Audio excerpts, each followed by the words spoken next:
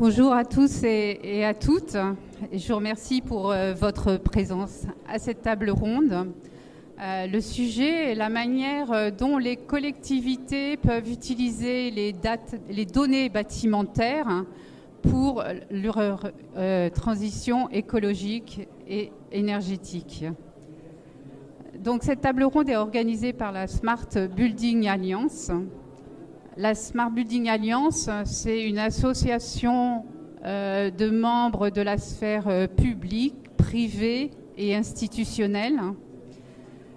Et l'objectif de la Smart Building Alliance, c'est de faire du Smart Building un allié, un atout au service des territoires, des occupants et des gestionnaires.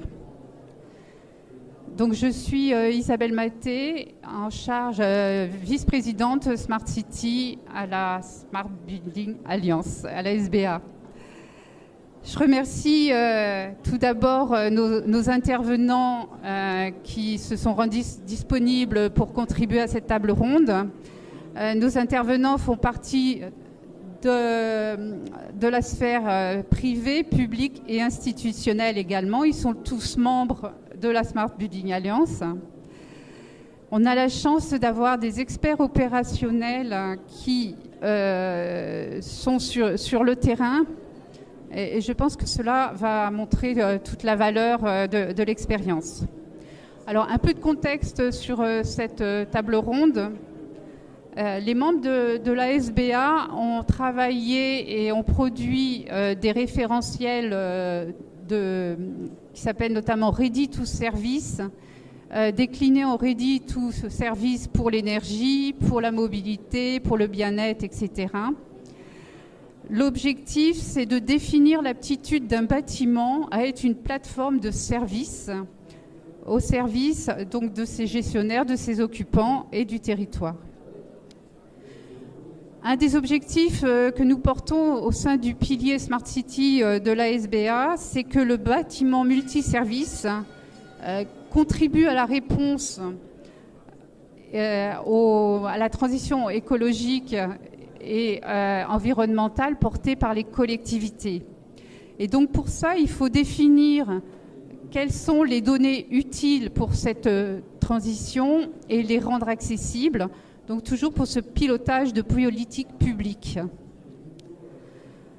Vous allez avoir, grâce à nos intervenants, une vision opérationnelle de cette approche à travers deux projets de territoire actuellement menés et également un éclairage par la Banque des territoires de la dynamique nationale et de l'accompagnement que la Banque propose aux collectivités et aux entreprises.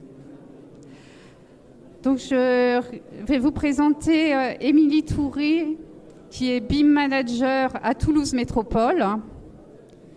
Dans l'ordre, Alain Kergoat, cofondateur et directeur général d'Urban Practice. Et Jeanne Carès de Bock, responsable innovation et données territoriales à la Banque des territoires. Alors, je vais tout d'abord m'adresser à Alain. Bonjour. Urban Practice accompagne les collectivités et les aménageurs dans la mise en œuvre du volet numérique des objectifs environnementaux de leurs projets. Vous êtes membre de la SBA depuis plus de 10 ans, depuis sa création en fait, et actif dans la création du label Ready to Service, mais aussi à la commission Smart Aménagement.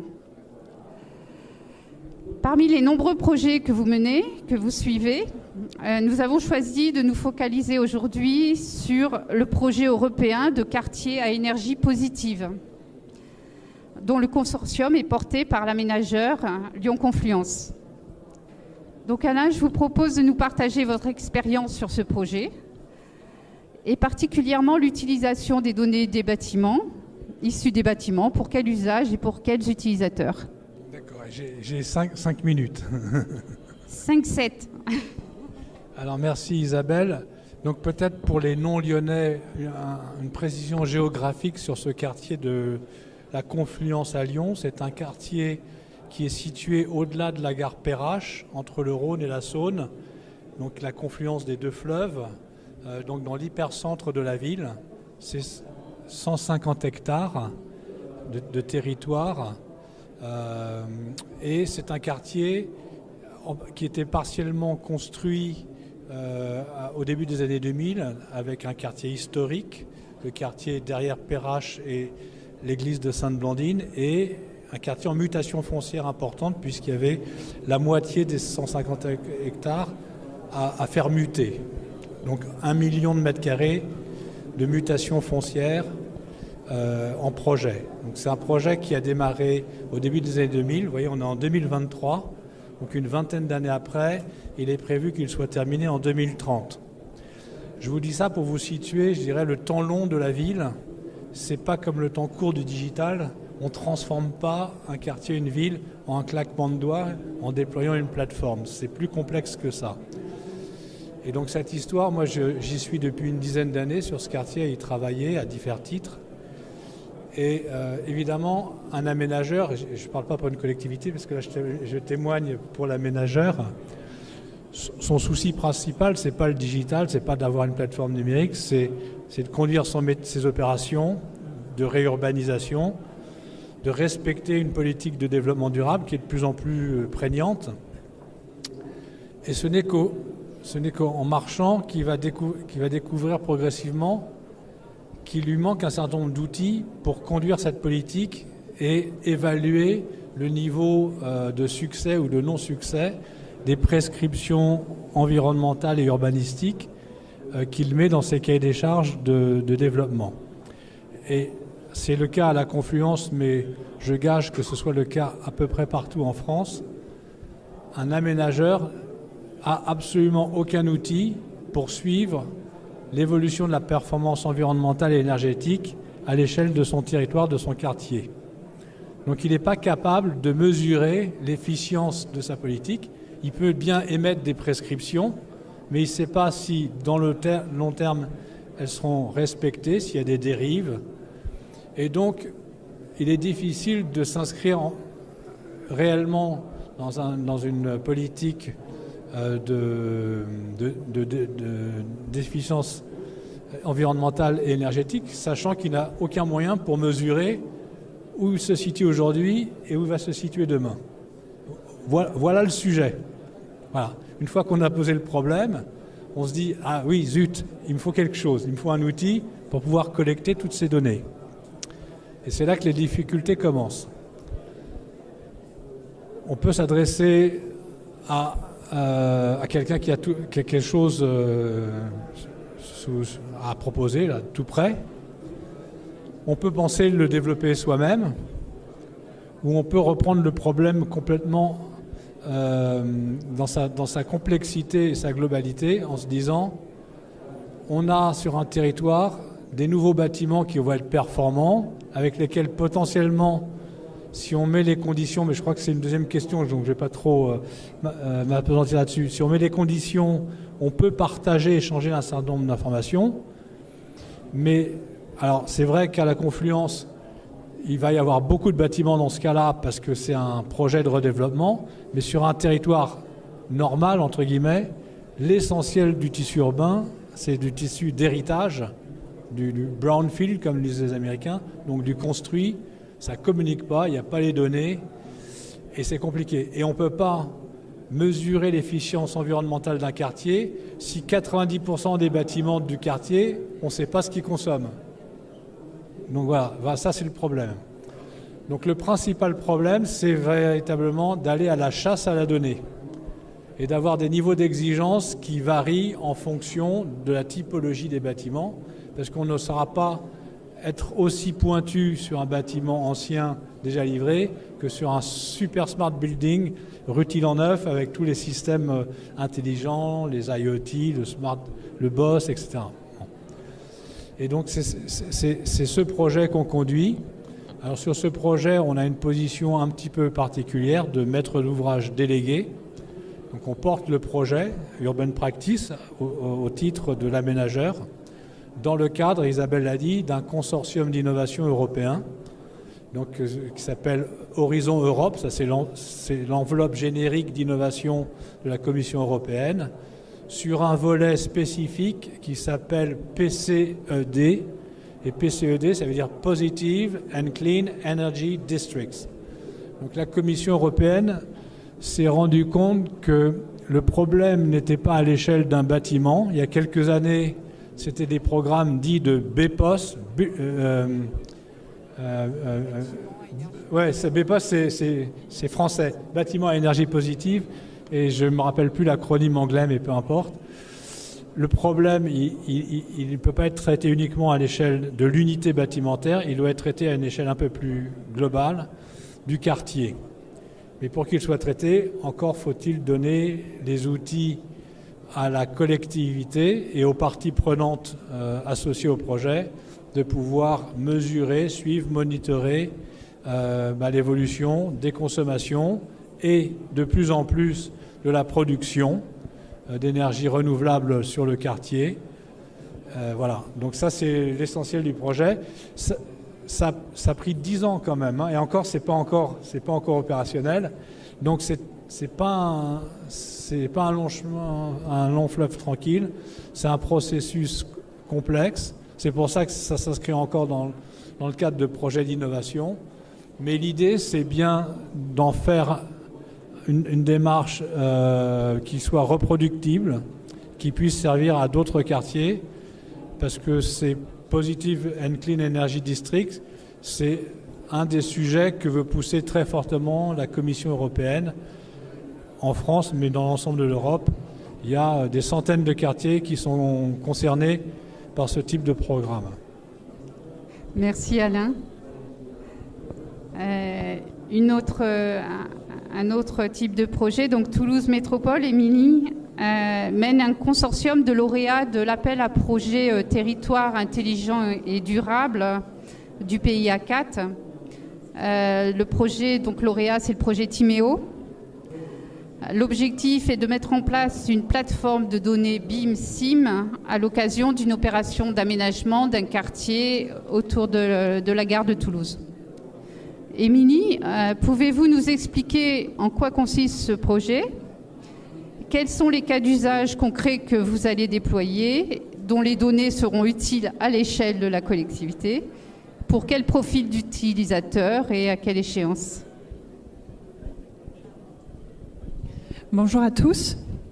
Donc, Toulouse Métropole est l'ensemble du consortium composé de Toulouse Métropole, Europolia, Opidia, qui sont des sociétés publiques locales de Toulouse Métropole, ainsi qu'Intent Technologies sont en effet lauréats de cet appel à projet Territoire intelligent et ville durable pour le PIA 4.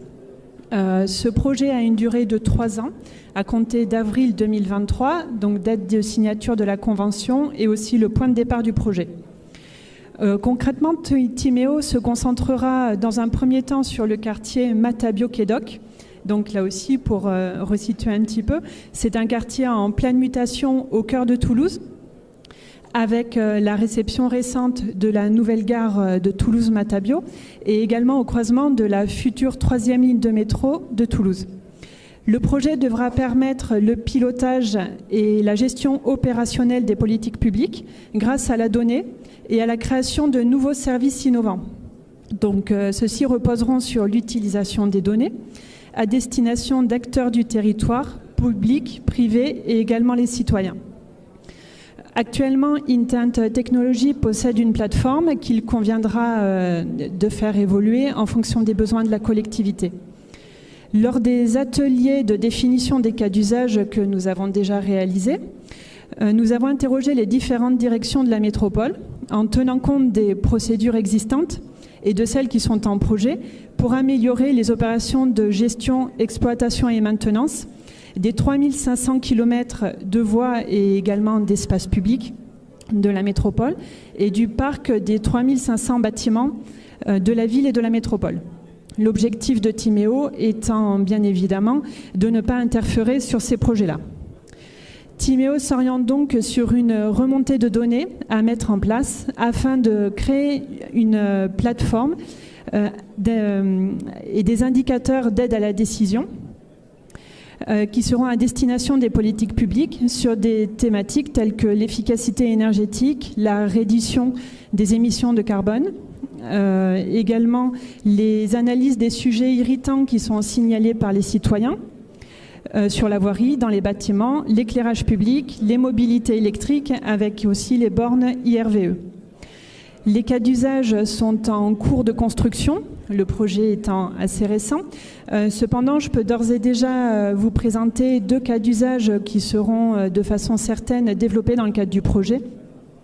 Dans le premier cas d'usage, nous aurons une gestion globale à l'aide de cette plateforme.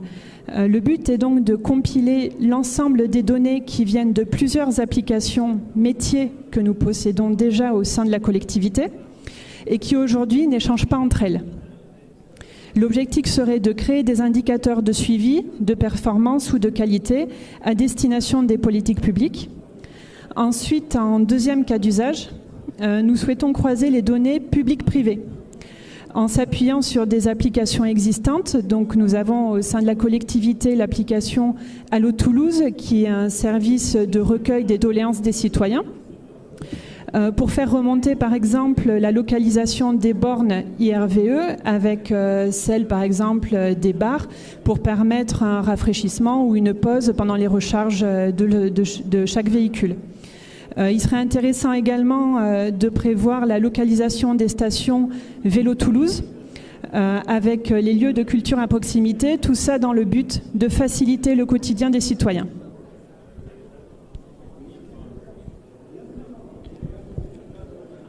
Merci. Donc il y a une question complémentaire que je vous pose, Émilie, de nouveau.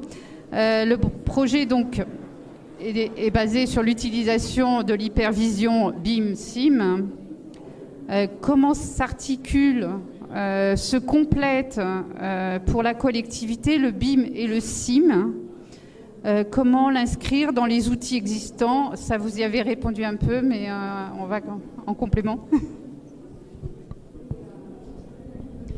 Concernant le SIM, la collectivité Toulouse Métropole est un peu en avance de phase sur cette thématique, puisque nous avons rendu systématique depuis déjà plusieurs années le BIM sur l'ensemble des projets de construction neuve. Nous travaillons toujours, en revanche, sur la mise en place du BIM maintenance. C'est un processus qui prend plus de temps. Nous avons changé de logiciel de GMAO. Et il nous faut donc nous adapter et trouver une solution qui permettra la synchronisation des maquettes numériques avec ce logiciel de GMAO. C'est également un changement de pratique pour nos agents de maintenance, puisqu'ils sont aujourd'hui sensibilisés, mais il nous faudra aller plus loin en les formant sur des outils de mobilité sur le terrain et en les formant sur les logiciels qui seront mis en place. Le service numérisation du territoire, qui fait partie de notre direction du numérique, a acquis récemment un photomaillage de la ville en 3D. Et un des cas d'usage de ce photomaillage serait de le compléter, de le mettre à jour avec les données de maquettes numériques que l'on reçoit aujourd'hui pour le faire vivre. Ensuite, Toulouse étant en évolution permanente à cause de sa démographie qui est grandissante, l'arrivée de la 3e ligne de métro, géré par Tisséo, et ensuite l'aménagement de l'espace public géré par la métropole et l'émergence de l'aménagement de l'espace public autour des bouches de métro seront construites en BIM et en SIM. Donc le SIM en construction s'impose naturellement petit à petit au fil de l'avancée de ces opérations-là. Ensuite, nous allons apprendre du projet Timéo, qui sera en lien avec les outils existants et l'hypervision BIM-SIM au travers des cas d'usage qui vont être identifiés. L'organisation au sein de la collectivité devra aussi s'adapter à de nouvelles technologies de travail en fonction de l'expérience qui ressortira du projet Timéo. Au sein de la collectivité, nous pouvons également compter sur la constitution d'un pôle data, notamment avec la construction d'un service intelligence artificielle dont les principales réflexions actuelles sont autour des sujets qui sont sur les thématiques de Timéo. Il y a beaucoup de richesse dans ce projet et je pense que c'est effectivement extrêmement innovant. Merci. Alain ? Oui. Le quartier de la Confluence est constitué donc de différents types de bâtiments, vous le nommiez tout à l'heure, hein, de nombreux propriétaires et gestionnaires ou d'équipements urbains Donc nous parlons de données. Quel dispositif organisationnel, contractuel et technologique mettez-vous en place pour pouvoir utiliser ces données? Alors, je vais répondre à la question, mais je n'avais pas répondu aux usages ou que partiellement, donc je vais me permettre en introduction de répondre à cette question des usages. À quoi ça sert d'avoir cette plateforme à l'échelle du quartier?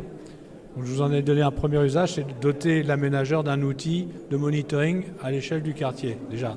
C'est l'usage numéro 1, donc c'est destiné aux agents de l'aménageur pour suivre les politiques publiques à l'échelle du quartier dont ils ont la responsabilité. Le deuxième usage, et ça c'est inscrit dans le cadre du projet d'innovation européen, c'est de monitorer la performance énergétique des bâtiments, soit des bâtiments neufs, soit des bâtiments en rénovation. Ça c'est le deuxième usage. Le troisième usage, c'est d'être en capacité de suivre les communautés d'autoconsommation collective. Donc ça c'est aussi dans le cadre de ce projet d'innovation de PCED, il y a la mise en place d'ACC, les communautés d'autoconsommation collective.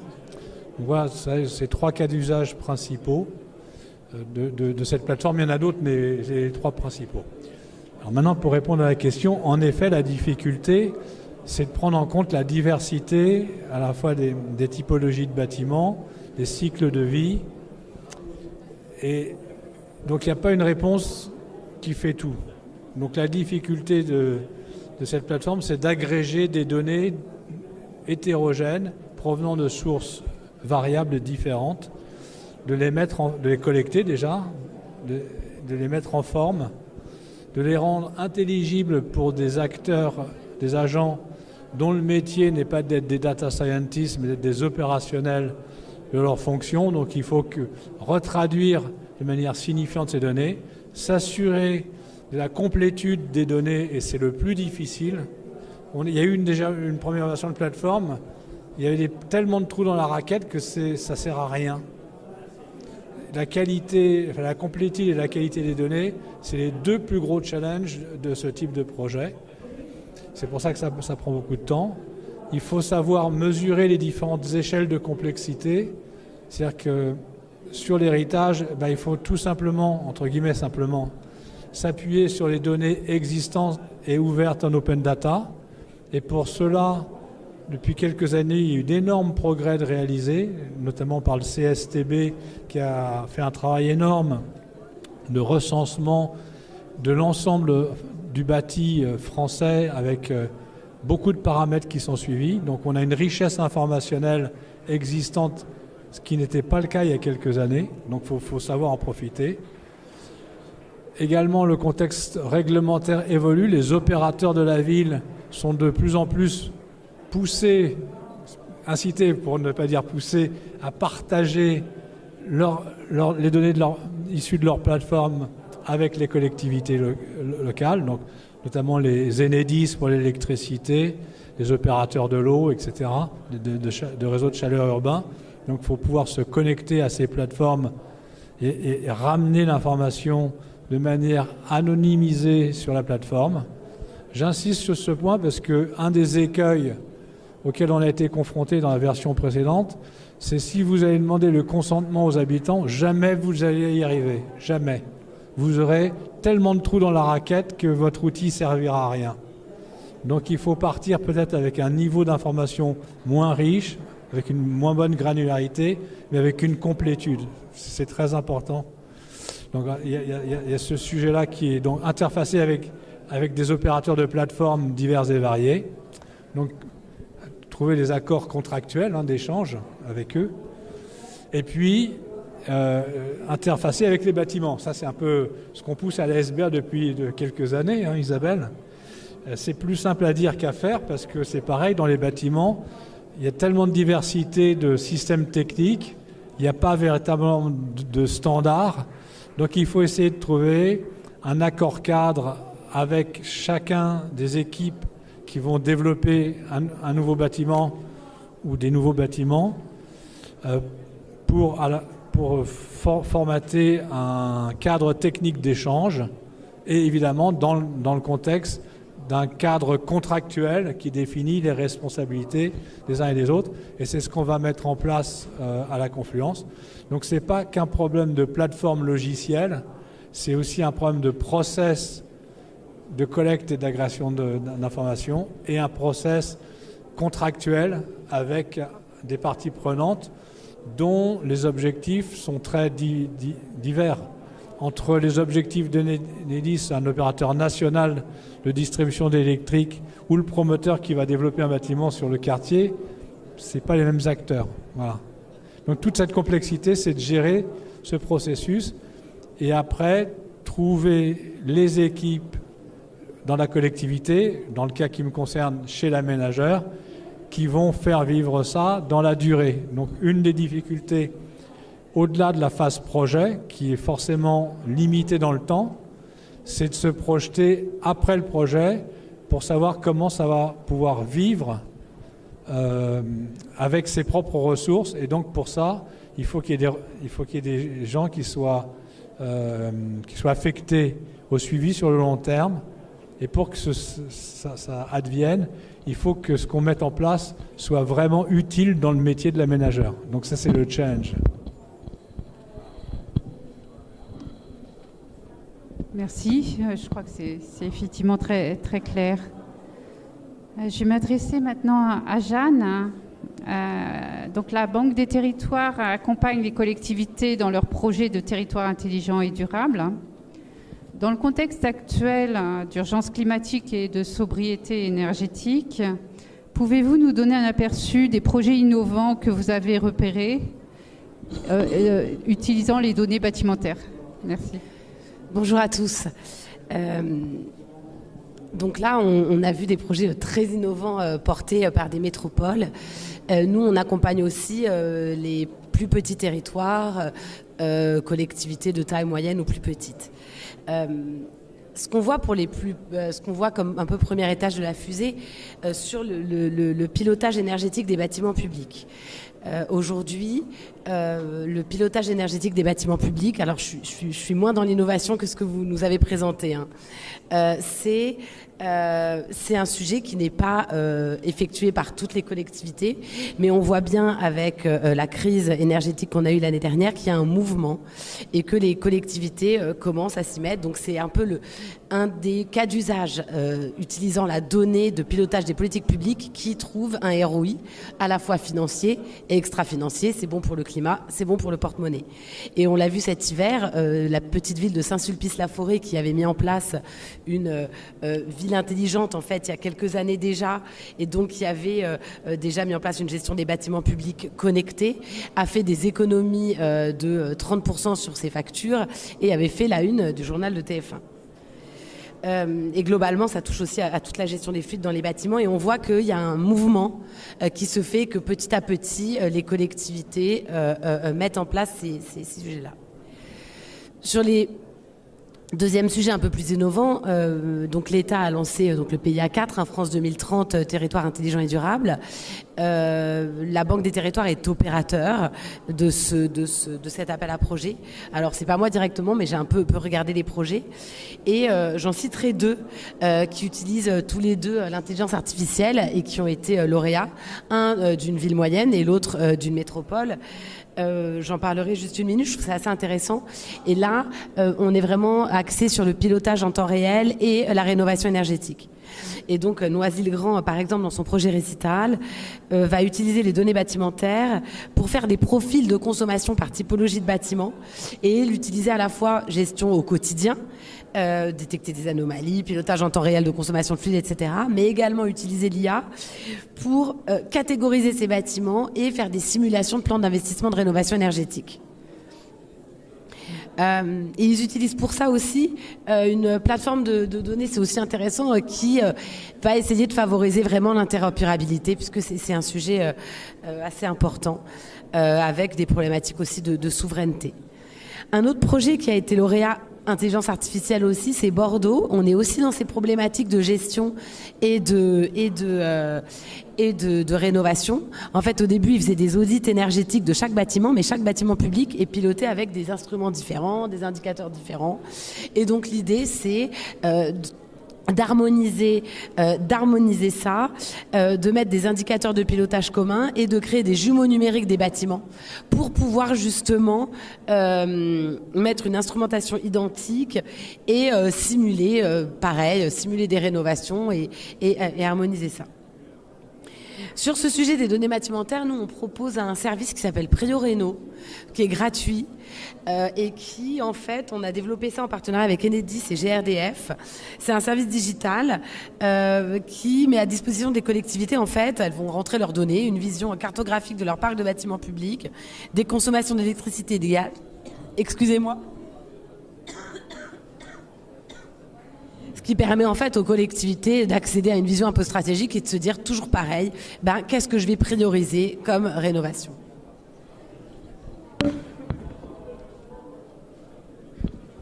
Merci. Et au niveau de la banque, la mise en place des dispositifs d'accompagnement des collectivités en matière de gestion de données, qu'est-ce que vous proposez ? Alors là, je sors un peu des données bâtimentaires. Donc, je fais un peu ma pub. Je sors des données bâtimentaires. Nous, on a vraiment à cœur d'accompagner les collectivités locales, notamment, je le disais tout à l'heure, pas forcément des métropoles qui sont très bien outillées, et on le voit, mais des collectivités plus petites. On veut les accompagner à développer l'usage de la donnée pour piloter leur politique publique. Et alors, on a une mesure phare, nous, de notre plan stratégique Banque des Territoires, qui est dédié à ce sujet. Et on a effectué un parcours data avec, en fonction de la maturité des collectivités, avec une part de sensibilisation. Par exemple, là, on parle de données bâtimentaires. On avait édité il y a 2 ans un guide sur les jumeaux numériques. Et là, on va sortir une note de conjoncture sur l'usage de la donnée, l'IA et la cybersécurité dans les collectivités. Et puis, on met en place de l'ingénierie. Et là, on accompagne les collectivités. Soit on met à disposition des jours-hommes de conseil gratuits, 15, 20 jours maximum, pour faire une première cartographie des données disponibles, un premier diagnostic, une première feuille de route stratégique. Et puis, on peut aussi cofinancer des études que la collectivité souhaiterait mener pour se doter d'une AMO, pour choisir une plateforme, pour se doter d'une gouvernance de la donnée, etc. Donc en fait, on s'adapte vraiment aux besoins.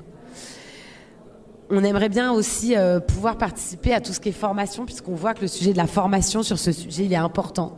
Donc c'est un chantier sur lequel on s'attelle, mais je reviendrai l'année prochaine pour vous dire ce qu'on fait. Et pour les plus petites villes, là, on met à disposition un portail pour 1600 villes du programme Petites Villes de demain, vraiment un portail data. Et là, sur les données bâtimentaires, ces villes ont accès, et tout le monde y a accès d'ailleurs, si vous voulez voir sur ces 1700 villes du programme de l'État pour la redynamisation des petites villes de demain.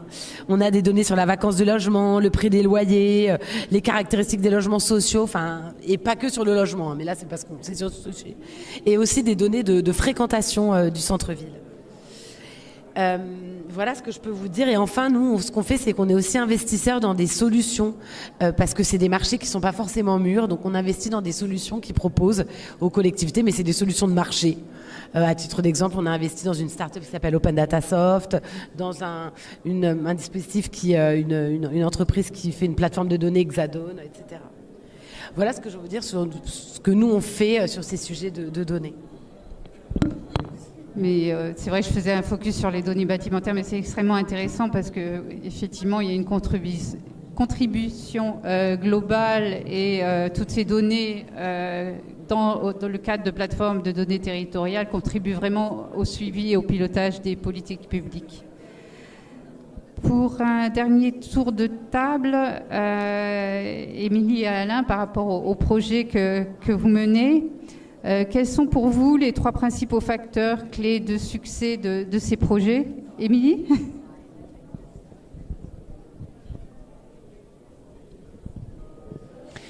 Alors dans notre cas, l'un des facteurs clés de réussite, c'est vraiment l'appropriation du projet au sein de la collectivité, comme le rappelait un peu Monsieur Kergoat tout à l'heure. Les membres du consortium ont toutes les compétences nécessaires pour prendre un projet tel que celui qu'on a l'ambition de le mener. Mais quid de ce qui se passerait au bout de 3 ans si on le laissait dans leurs mains ? Donc pour nous, il a vraiment été important de mettre en place une organisation avec un chef de projet dédié au sein de la collectivité pour pouvoir suivre l'avancée du projet avec une direction générale qui était moteur en amont. Ensuite, de la même façon, un projet avec les ambitions comme on les a présentées ne se construit pas sans les directions qui sont concernées.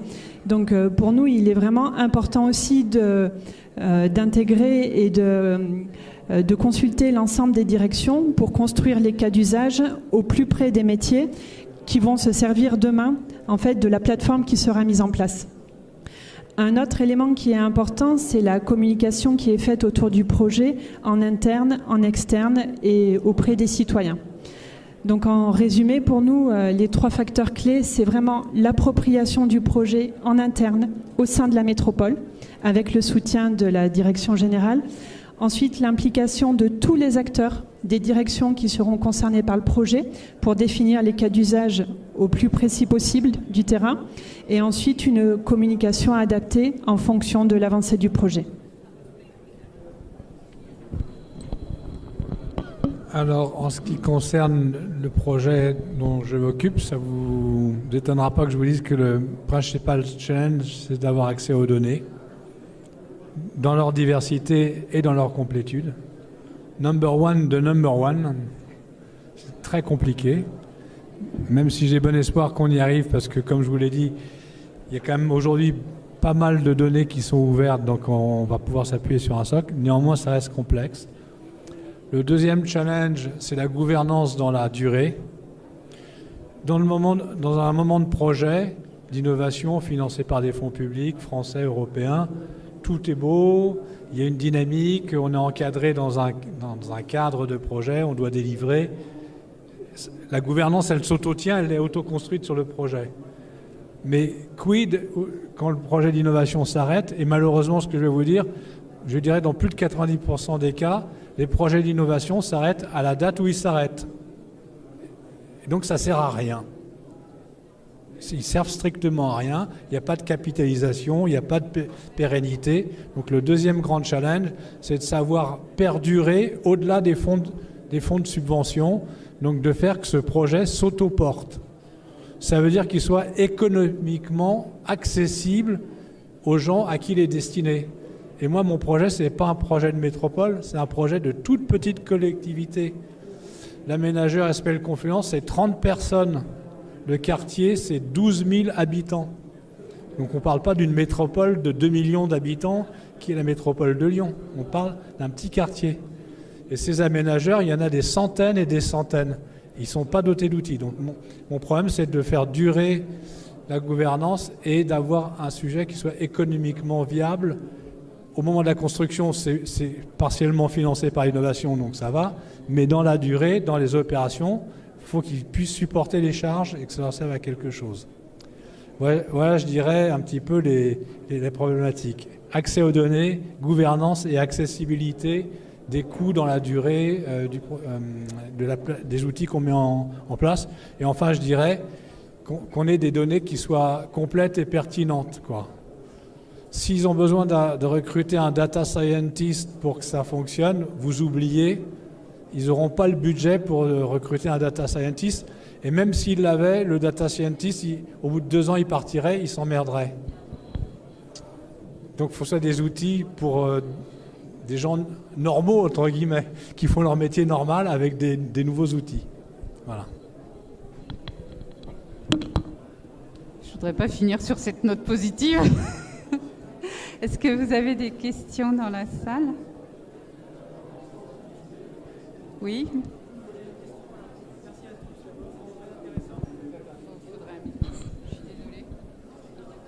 Merci à toutes et tous, c'était intéressant.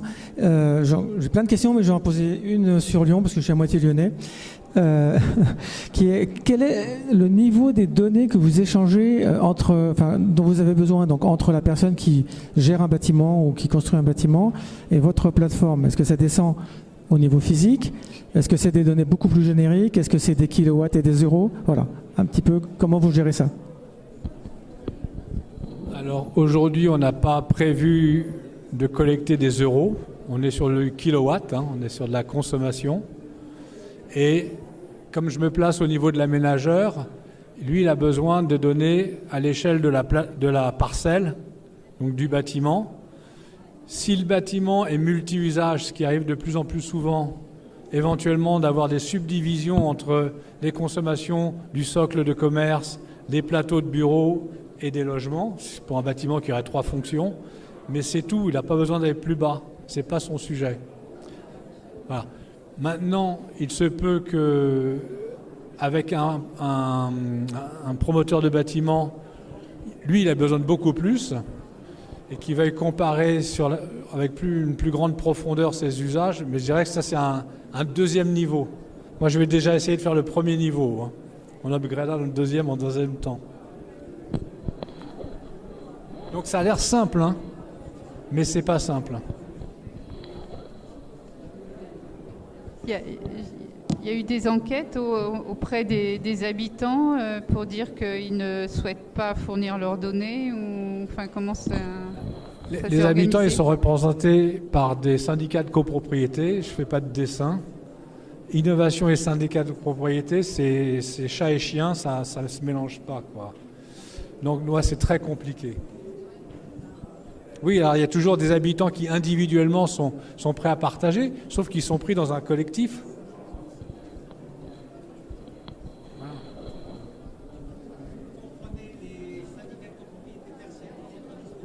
Ouais, c'est pareil. Eux aussi, ils n'ont pas envie de partager.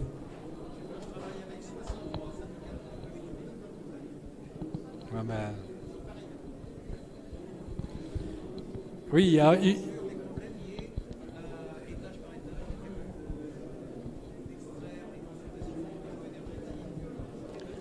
Oui, mais ça, je dirais, ça ne concerne pas l'aménageur. L'aménageur, il n'a pas à savoir ça, c'est pas son problème. C'est le problème de l'exploitant de votre immeuble, c'est pas le problème de l'aménageur. Bon, à voir. Enfin, aujourd'hui, c'est pas la demande et l'usage. On en reste à un niveau agrégé. Déjà, si on arrive à atteindre ce niveau-là, c'est déjà une première étape. Et peut-être qu'effectivement, une fois qu'on aura ça, on en demandera plus, mais on verra. Parce que derrière, il faut se poser la question, que va faire l'agent de l'aménageur de l'information de savoir que le premier étage de cet immeuble consomme plus que le deuxième étage? Il en fait quoi de l'information?